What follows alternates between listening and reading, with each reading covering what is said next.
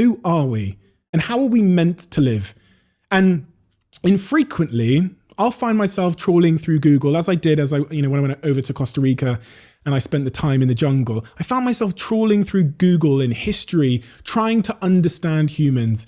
And it's unsurprising that the natural lifestyle of humans back then consists of everything that therapists and nutritionalists and mindset coaches and psychologists preach about when you're feeling like shit today.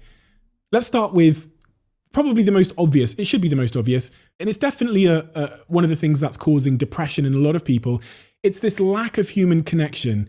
Back then, 10,000 years ago, we lived in our tribes, surrounded by family and friends. And Johann Hari, who came on this podcast and is actually coming back on this year, that's a little exclusive for you, wrote a life-shifting book called Lost Connections on this exact point. And if there's ever a book I've read in my life, and I'm not here to plug Johann Hari just for, because he comes on the podcast and stuff like that.